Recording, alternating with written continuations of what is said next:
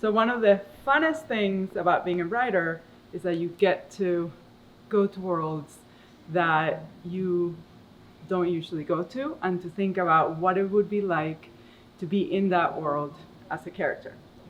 And today we have an amazing expert, Hello.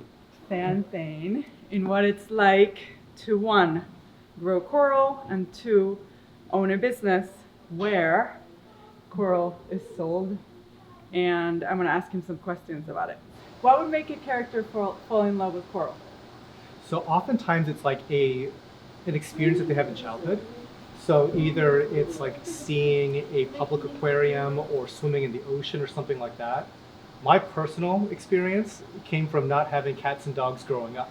And so I automatically gravitated to pets that I could have. So things like that. The fish are pets. Do you think of the coral as pets? Yeah, I would say so, because usually the way that this hobby progresses is it starts with fish and then it ends up in all the stuff that's not fish.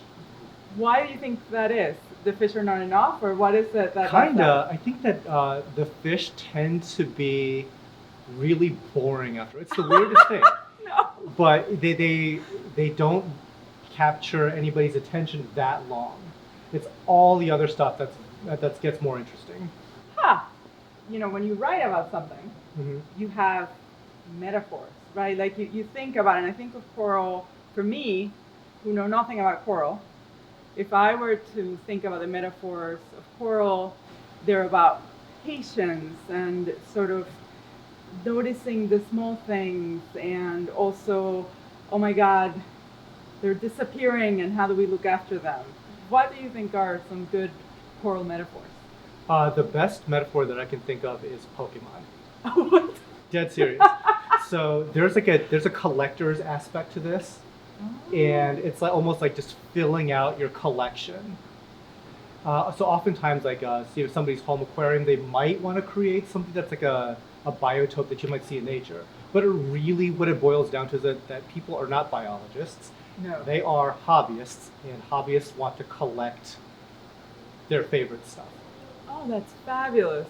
So a character, it's great. You have this journey where you're like looking after, but of course it's kind of endless, I suppose. Yeah, but I think that's also the fun of it, because like also like another metaphor would be like a rare book collector, Yeah. where there are some things that are legitimately rare, and there is like this like found treasure aspect of maybe somebody's breaking down their tank, and they don't know what they have, but you see something that hasn't been in the industry forever because that stuff is no longer collected, or Wow. it's like it's really, really rare. You never see it.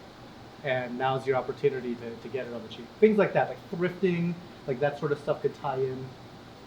What would be some big conflicts that you'd have if you were a character?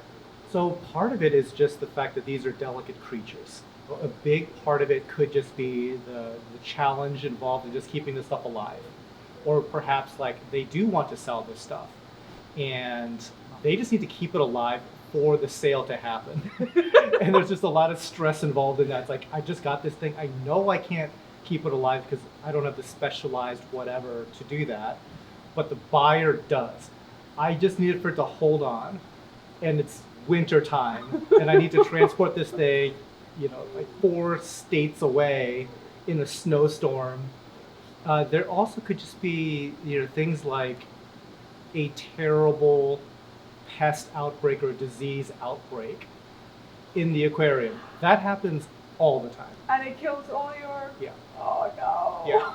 This is one of those crises things, okay? There was just a little bit of coral in here that started to grow these like bugs. And because of these bugs, I now need to bug bomb this tank. And because I need to bug bomb this tank, I need to rescue all the shrimp that are in here that I want to keep alive, because the bug bomb will kill all the crustaceans. And you can imagine trying to catch shrimp in here that don't want to get caught. I can't even see any. Yeah, they got bug here. bombed. Oh. There's a reason for that. They did not cooperate enough. They got nuked. Oh. So I felt terrible, but yeah. But you saved the coral. Well, yeah, like, and it's not even saving the coral. It's like the coral had lice, basically. You deloused the coral. Yeah.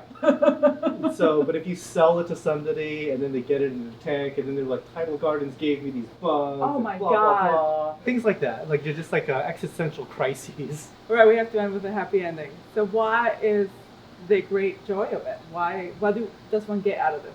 I would say that the big thing about it is you're always like surrounded by the beauty of it.